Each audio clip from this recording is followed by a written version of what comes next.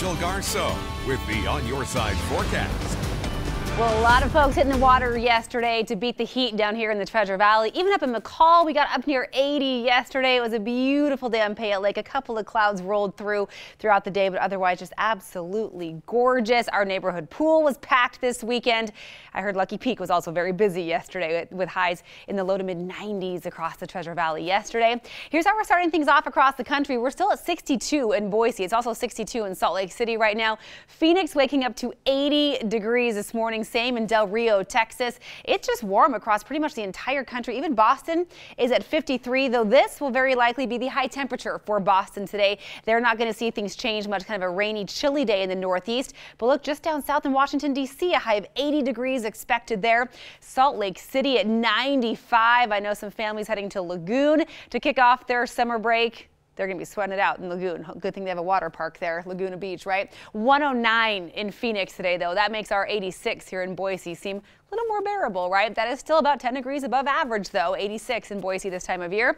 And we're still watching that flood advisory for the Big Wood River at Haley. At last check this morning, the river level was at 4.42 feet. Of course, flood stage, as we've been talking about, is 5 feet. So just kind of inching closer, kind of ebbing and flowing away from that flood stage. It is past bank full at this point, as we know, but not quite to flood stage. It may get a little bit closer tomorrow. We have some snow that still, of course, has to melt. And with the warm temperatures we've been having, there's plenty of melting going on. Now, we do have this cold front that's been a little bit stationary, kind of slow moving.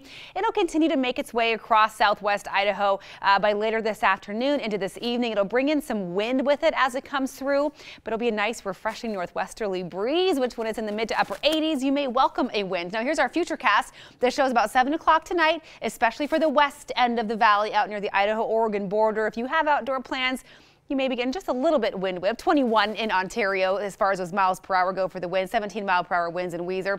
Little calmer out in the Boise area, but then just expect the wind to stick around off and on through this evening. And then as the morning approaches tomorrow, we'll see winds die down probably around sunset. Here's 10 to 11 o'clock tonight. Still about a 15 mile per hour breeze. But again, it'll feel kind of nice out of the northwest.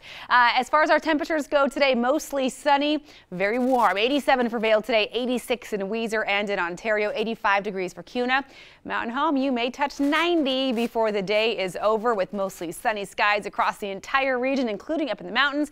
81 for Idaho City today, 84 in Garden Valley. A little cooler in McCall than we were yesterday, but still nice and comfy. 70 for McCall today. Cascade will enjoy 73 degrees. There is about a 20% chance of some isolated little thunderstorms popping up in the mountains, but barely a chance. It just could happen. It's not likely it will, but it could. There's not a lot of moisture associated with the cool front that is coming in.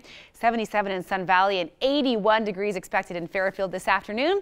And the heat just sticks around for the week. Even tomorrow with that slight drop in temperatures, we'll still hit 82 and then back to 90 by Friday.